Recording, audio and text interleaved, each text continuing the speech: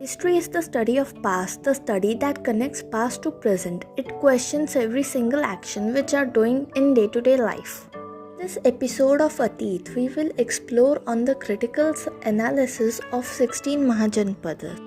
India's records cover a long span of time, the period circa 600 to 300 BCE, which means nearly 2600 to 2400 years back, marks the beginning of the early historic period in North India.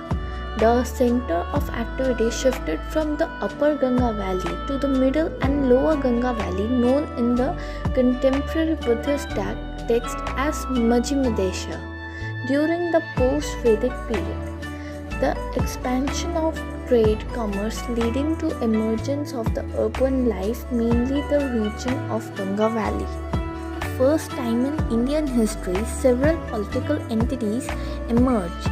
These were called the Mahajanpadas or the Janpada. Janpada is actually a Sanskrit word where Jana means people and Pada means foot. Hence, crystal clear meaning from the name itself means the place where a group of people or a tribe place their foot.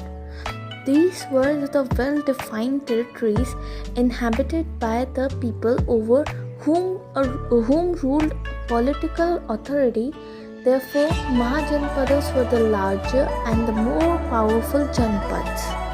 16 of the Mahajanpadas were regarded the greatest of all the 16 kingdoms were Magadha, Vajji, Chedi, Vatsya, Anga, Kuru, Panchal, Matsya, Aska, Malla, Matsya, Avanti, Kosala, Kashi, Gandhar and Kamboj.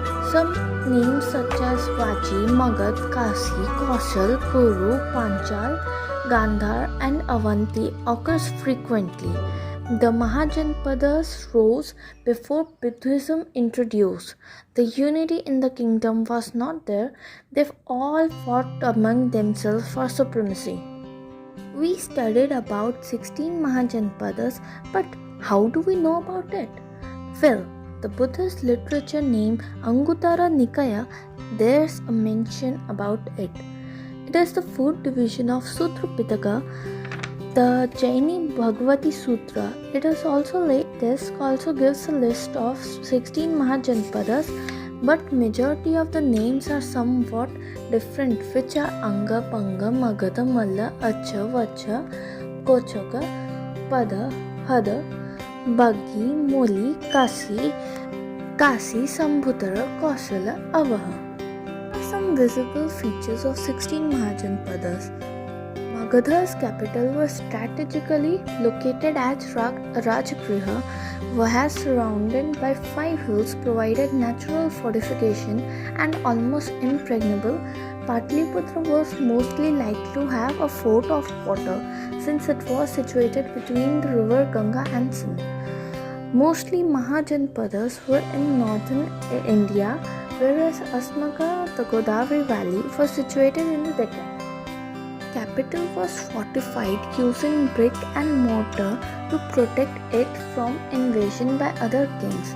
Many towns were having monarchical system, but there were also 2 states, Malla and Vriji, where there were republic forms of government were seen. Period marks the origin of Indian legal and judiciary system with emergence of caste. The legal system was biased towards the higher varnas.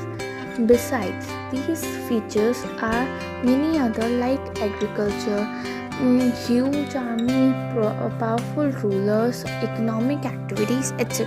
Rana Sanghas refer to a type of republic or oligarchy in the eastern part of India. Oligarchy, it is the form of government where the power is exercised by a group of men. The authority of the republic was vested in a council consisting of the chief of the clan. Most of them are located in the great alluvial plains of Ganga and its tributaries. Prakrit texts also mention some Ganas and Sanghas existed at the time of Buddha, that were Lichavis of Vaishali, Videhas of Mithila, the Sakya of Kapilavastu, etc. The Magadha Empire came into existence when the four Mahajanpadas, which are Magad, Kaushal, Vatsa, and Avanti, were engaged in struggles for the supremacy from the 6th century BC to 4th century BC. Ultimately, what happened? Magad emerged as the most powerful and prosperous kingdom in the north. Firstly, the location was such that it had in the vicinity large tracts of alluvial soil, especially the agriculture was especially productive, the use of iron mines and accessible and provided resources for tools and weapons. Early Buddhist and Jaina writers who wrote about Magadha attributes its power to the policies of a number of ruthless, ambitious kings like Bimbisar, Ajatashatru, etc. The study of ancient history is important to those who want to understand the true nature of the past and also to those who seek to understand the nature of the obstacles that impeded India's progress as a nation. The people living in Mahajanpadas were living a focused life, most physical, spiritual, self-reliant life. They were living in advanced way, yet in ancient times. This project had a lot of limitations. Due to pandemic, we can't move out from our homes because the second wave of COVID this time was very devastating to people feared to go outside their houses.